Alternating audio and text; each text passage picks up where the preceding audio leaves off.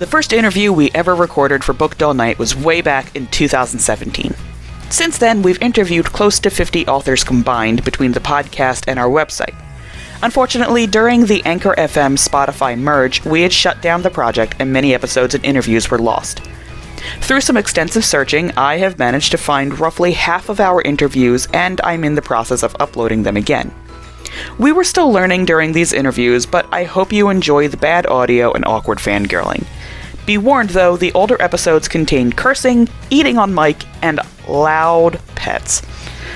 When you're done listening, please leave a 5-star review of the show, and then head over to the newer stuff, it's way better.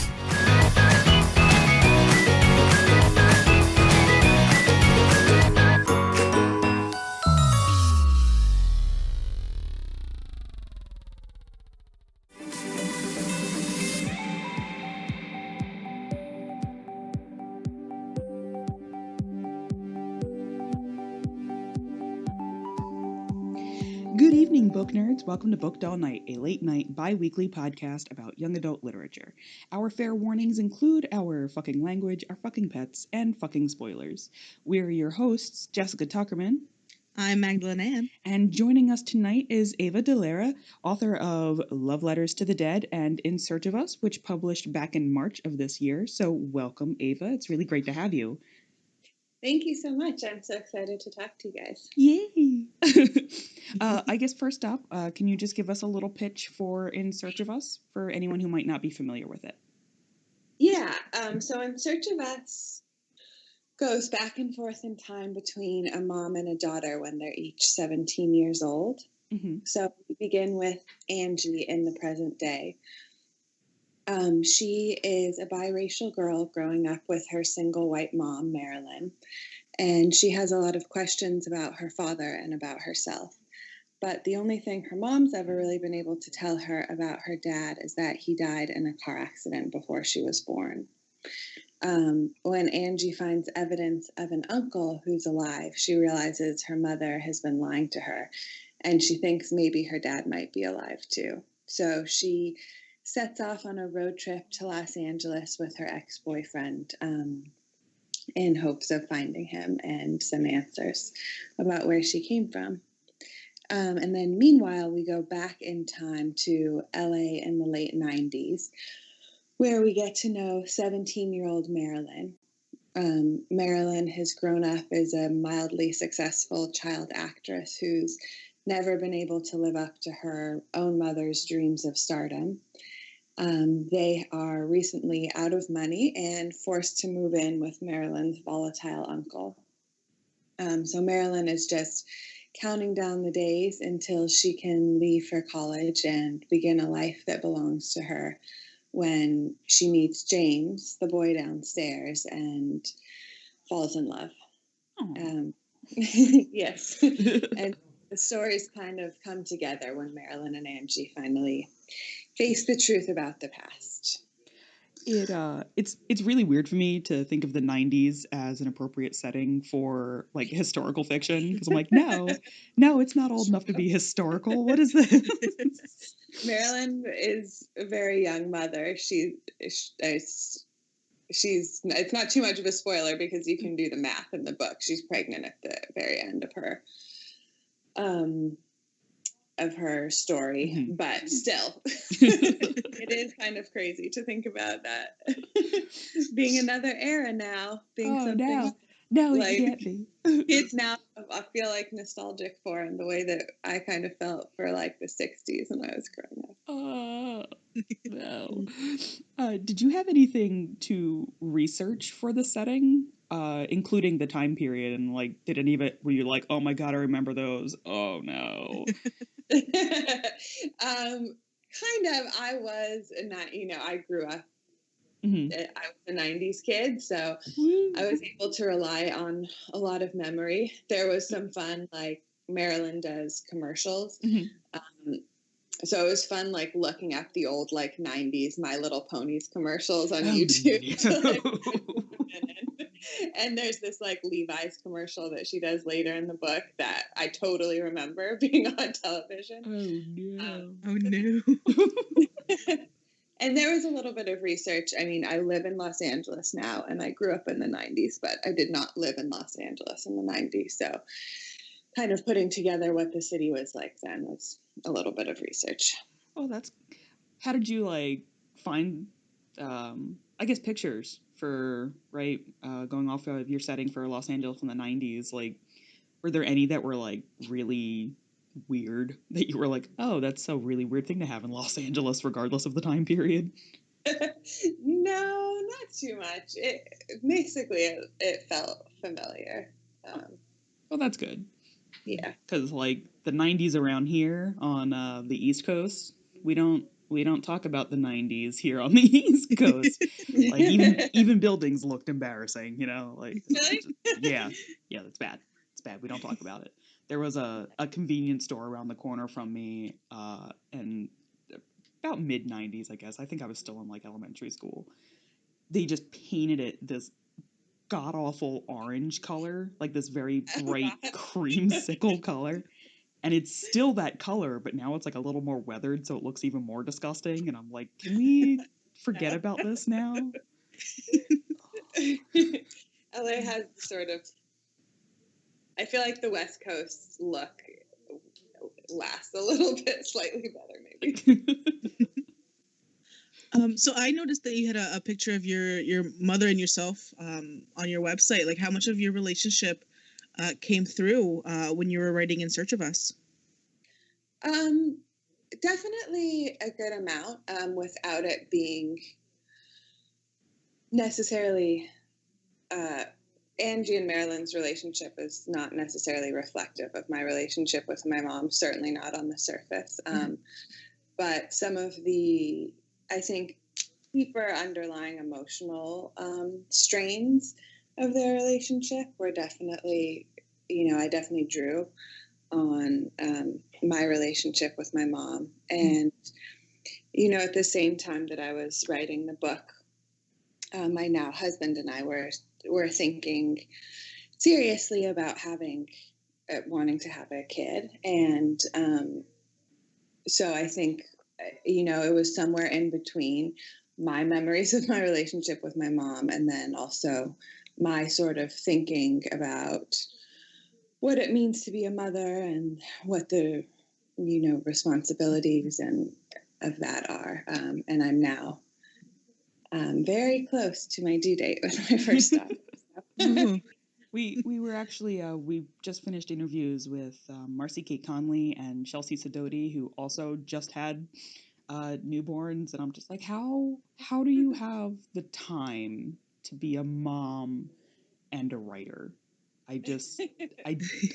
I have no other responsibility right now except my writing, and I still can't get it done. Yeah. Well, I'll let you know. Best of luck to you. Yes, best of luck. I've heard from other people that, you kind of become really efficient in that if you have 4 hours a day, suddenly you start using those 4 hours a day to write. Whereas, I've had, I guess you end up procrastinating less. Yeah. That's what I've heard. I hope it works out. I grew up in the 90s, and like getting your kids into showbiz, I remember being like the hot craze for parents to do with their kids. My sister and I even have professional modeling headshots that I hope never see the light of day. Oh no, I have to ask your mom for those pictures now, Jesse. I'm gonna find it first and burn them. I think you need to post those pictures. Yeah, absolutely. I was wondering if there were any famous child stars who influenced Marilyn's story. That's a great question. No, nobody specific. Mm-hmm. I think that because it's Los Angeles, it became acting, and a big part of what I wanted to speak to was this sort of like fantasy versus reality. I think one of the things about this city is it's a place where someone's life like actually can change overnight. Yeah. Which is, it's a very rare thing to have happen, but it does happen. And I think because of that, it becomes prone to this particular kind of fantasy life. And that's something that Marilyn's mom is very much steeped in. She very much believes they're just a moment away from this kind of life that she dreams of living up in the Hollywood Hills. And Marilyn, it has kind of grown up defining herself against that. Mm-hmm.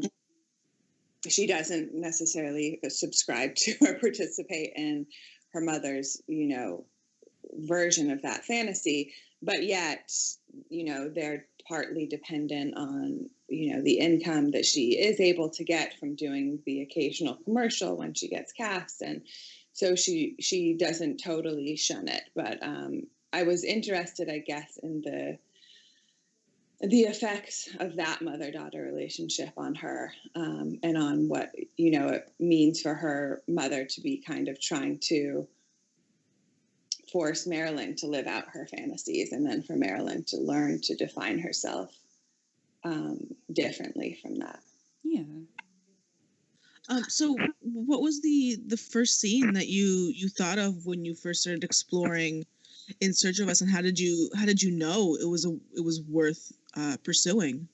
Good question. You never really know at the beginning, right? It's such a leap of faith. I'm now trying to start on a new book, and it's I try to remind myself that this is always how it feels at the beginning, but you never really know if it's going to turn into something that's going to be worthwhile.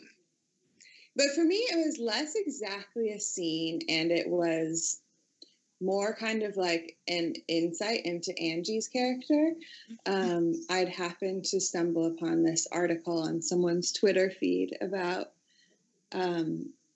a BBC article about population growth called "Do the Dead Outnumber the Living?" And it was about, there being more than 7 billion people on Earth, and that number versus how many people have ever lived on Earth. And that gap closing, although they said it would never, catch up. Yeah. But it was really interesting. And it was something that struck me deeply, and that sort of gave me an insight into Angie's thinking and the way in which, she sees herself as one of 7 billion people, and her sort of searching for her place in the world where she feels so small. And that almost becomes a kind of defense mechanism for her, to allow her to feel invisible. And, over the course of the book, she is able to kind of claim her history and herself and her place in the world. But I thought that was an interesting thing for, growing up right now, too, like how you place yourself in this world, and something interesting, that I related to and identified with as well. So I think I started writing some of her thinking along those lines, and that made me feel like I was starting to know this person. I like the idea of how small we can feel, especially today, because we're so populated, and not just. I can't imagine how many dead people there are now. Yeah. Like, oh my goodness. There's a show that happens at the Franklin Institute of Technology in Philadelphia in the planetarium, and they start on Earth on top of the museum, and then they keep zooming out, and they're like, this is the view from our atmosphere, this is the view from the moon, this is the view from here, until finally, you're barely even looking at our galaxy. And that show, Wow. that show has always made me feel like, wow, I'm an insignificant little speck in the universe. But having it with people, I feel like that makes it feel so much more personal and human. I think that's a very teenage way of looking at the world too, is here is my world here and now, and I'm insignificant in that, without even getting out into the universe and all that. I think that's beautiful. Yeah, thank you. so much, not that there hasn't been in the past, but it's so much, it's so accessible. There's so much horror in the world right now that I think it's easy to feel helpless, and thinking about, growing up in this moment, and the kind of feelings that might give way to, I think was interesting for me. Yeah. I'm crossing off the questions we've already done. Hold on. As writers ourselves, we understand that sometimes scenes and whole arcs within the books don't often make it to the final cut of the work. Was there anything from In Search of Us that was cut that you wish that you could have kept? Oh, that's interesting. Not really. I think I used most of what I wrote in Search of Us, and it was more a process of addition than subtraction. What is this like? This is like the third person to be like, no, I really didn't cut stuff. With my first book, with Love Letters to the Dead, I definitely did. It was like a very extensive editing process, and the book was like way too long, and there was a lot of extraneous stuff, and it kind of went on past the ending indefinitely, like into the next year, and then they were at the pool, and then it was sort of a very different edit. There was a lot of cutting there that was hard to do, but useful. But with this book, I guess I don't know why it happened that way. I think I had a shorter time to write it in, which is part of it. So I didn't have as long to just like generate unnecessary material. And also because of the sort of nature of going back and forth, I think that also sort of kept things more contained in a way. Although I did write the two stories separately, and then I, spliced them together right before I had to turn the book in, and I was really hoping it worked. I mean, of course I cut lines, and, of course I did. I mean, my editor edited, so of course there were cuts, but I don't think in terms of like big scenes or plot points, there was actually a lot that I took out somehow. Okay. So do you have a favorite scene, whether it was an emotional scene or a humorous scene, anything that you were writing that you just absolutely loved and that you really wish, you want to cast a specific like spotlight on the scene? You want people to know, oh, I love this particular part of the book. Is there anything in the book that you love? No, she hates all of it, Maggie. I really the romance between James and Marilyn in general was so much fun to write. Sort of delicious. So some of those scenes, I love the scene of them at Christmas time, and on all the sort of the New Year's scene with them too, I love. And there's a scene where they hike to Runyon Canyon before that I really like. And then some of the other scenes, I really like. There's a scene, and this one isn't a happy one, but where Marilyn and her mom go to this open house for a house they absolutely can't afford, but it's one of the things that her mom, Sylvie, loves to do, is to go to these open houses and sort of pretend that they, Marilyn's about to get her big break, so they're looking just in case sort of idea.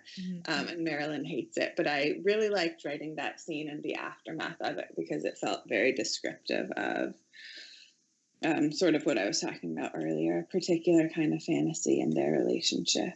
And I also, although it's a sad scene, I'm sort of privy to the breakup scene with Angie and her ex-boyfriend, who it's a in the past scene, but he's the one who ends up taking her to Los Angeles. But that scene helped me connect with her character a lot. And then my other probably very favorite scene is sort of a spoiler alert, so I don't know if I should say it. But it's in Angie's story when she's in LA and sort of finding what she's looking for the first time. Mm-hmm. While doing this project, did you find any photos of your mom or both of your parents which inspired any part of this, or did you ever find a photo of your parents when you were younger and you were like, I need to go here and you need to tell me what's going on in this picture? Nothing as specific as what happens in the book. I think, for Angie, because she's literally never seen her father. Yeah. That picture, the first picture she finds, becomes something inciting for her in a really particular way. But certainly, like, the kind of like an almost sense of nostalgia for my parents' past that I didn't have was something that was present for me even as a teenager. Like, I would hear stories about them. I was born in LA and we left when I was young, like 3 years old, so I didn't have memories of it. Mm-hmm.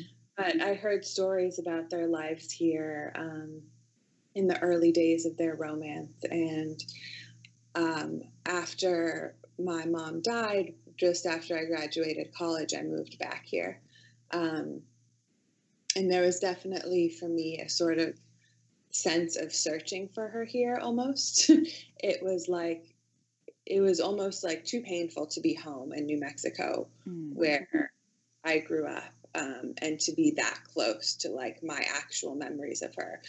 But being in LA, somewhere where I knew that, she lived and she'd been, and I had photographs of her on the beach and, stories about her first apartment, and it let me feel close to her in this different kind of way. And it sort of felt like searching out, I don't know, my parents' kind of invisible past. So it sort of gave the city this almost like magical quality that definitely had stayed with me when I was writing about Angie here, searching for her parents. That's beautiful.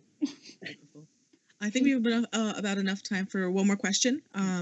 Yep. Are there any publishing professionals, agents, editors, or marketers, designers even, that you'd like to thank tonight? Give a shout out to?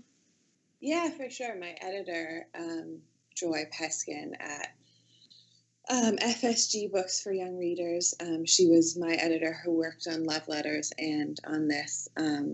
She's a fantastic editor and has really pushed me in both cases to make the books better books. My agent, Richard Florist at Rob Weisbach Creative Management, is also he's a fantastic agent, such an advocate for books, and such a true, genuine-hearted lover of books. He's really wonderful. And the whole really publicity and marketing teams at Macmillan are wonderful. I've known them for 2 books now, and they're all great. That's wonderful. Well, thank you so much for joining us tonight, Ava. And thank you to our audience for listening to our late night podcasts. We have been your hosts. I'm Magdalyn Ann. I'm Jessica Tuckerman. As always, you can follow us on our social medias, either at JM Tuckerman or at Magdalyn Ann, or you can follow the podcast directly at Booked Owl Night on Twitter. That's Booked OWL Night on Twitter, because Jessica loves puns. Ava, if you'd also like to plug any of your social medias or your website, anywhere people can find you online. Yes, I have a website, just avadellaira.com, and there are links there to my Instagram and Facebook and Twitter accounts. Wonderful. And you can listen to this episode and other episodes of the Booked All Night podcast at bookedallnight.blog or wherever you get your podcast fix. If you're listening on iTunes or Google Play, please leave a review so we know what you think of the show. Thank you for listening, my little child actors, and have a good night. One day you're going to prepare that now tonight. I know. One day I'll prepare, but that night is not tonight. But thank you so much, Ava. It's been wonderful to have you. So wonderful talking to you guys. This is wonderful. Thank you so much for joining us.